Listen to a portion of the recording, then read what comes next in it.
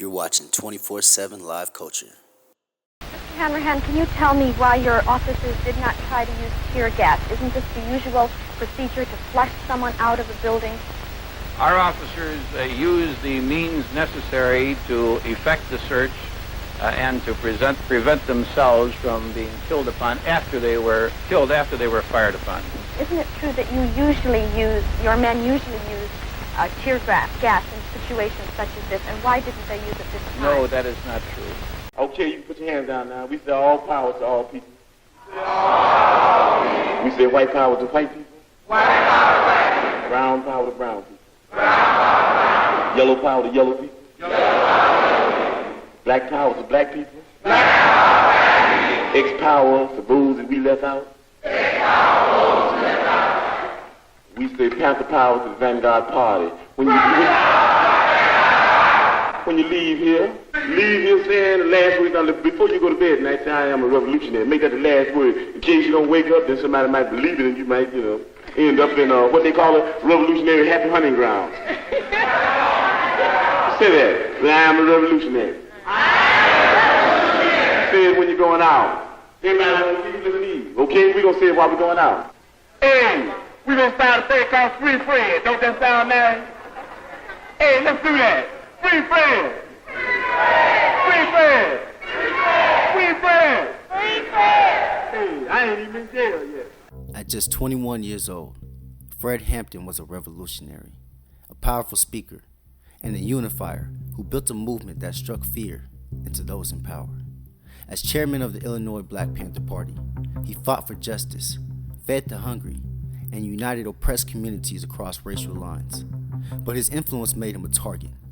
On December 4th, 1969, the government silenced him, but they could never silence his message. Fred Hampton was born on August 30th, 1948, in Summit, Illinois, and raised in the working-class suburb of Maywood, just outside of Chicago. Even as a child, he showed leadership qualities, questioning injustice and organizing his peers. At Proviso East High School, he led protests for black representation, successfully pushing for an integrated homecoming court and a summer jobs program for black youth. He was determined to fight for change, even when the system resisted. After high school, Hampton attended Triton Junior College, studying pre-law with dreams of defending black communities in court. But his calling wasn't in the legal system. It was in the streets, with the people. By 1968, he had joined the Black Panther Party and quickly became chairman of the Illinois chapter. His message was clear.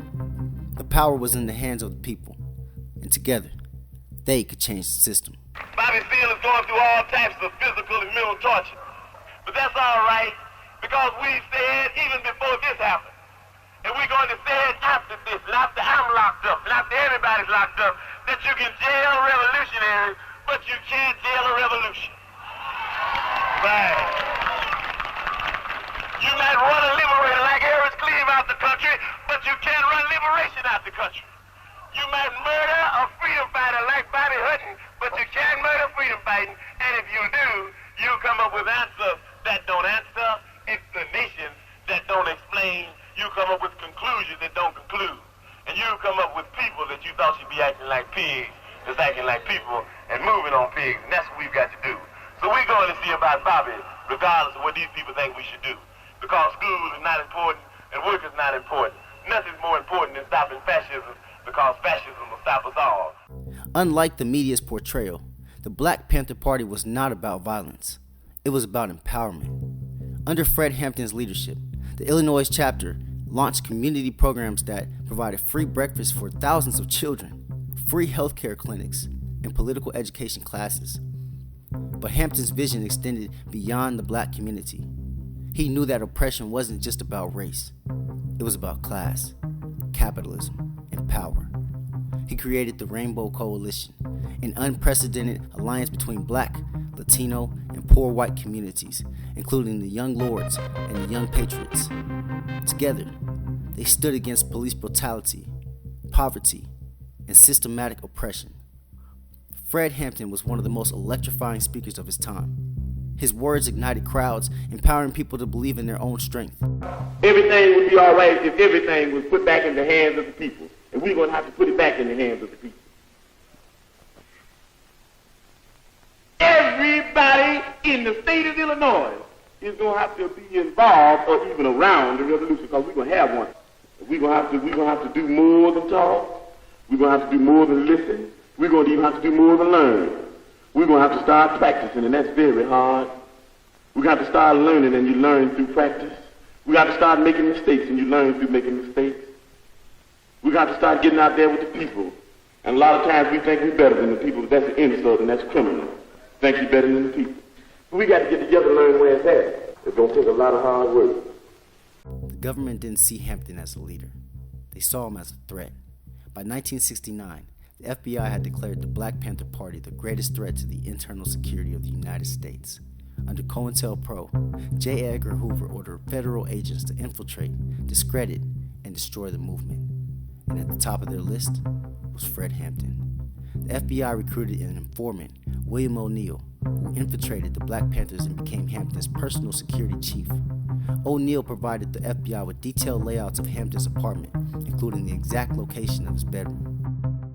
Then, in the early morning hours of December 4th, 1969, the government made their move. At 4:30 a.m., Chicago police stormed Fred Hampton's apartment with no warning. More than 90 bullets were fired, most from the police. Hampton, who had been drugged the night before, never even had the chance to wake up. He was shot multiple times in his bed. Mark Clark, another Panther leader, was also killed. The police claimed there had been a shootout, but later investigations proved that only one shot came from inside the apartment, while dozens of police bullets riddled the walls. I said, I remember seeing sparks of light coming like across the doorway to the bedroom. The person that was in the room with us said, stop shooting, we have a pregnant woman in here. Eventually the shooting stopped and we were coming out. I was in front of the person that came in the room to wake Fred up. And we had our hands up. And then they started shooting again. And I just knew they wanted to kill us. And one of the police grabbed me by the hair. And they opened my robe. I was 9 months pregnant. They said, what do you know? We got a broad here. And they pulled me by the hair and pushed me through the line of police and pushed me into the kitchen area.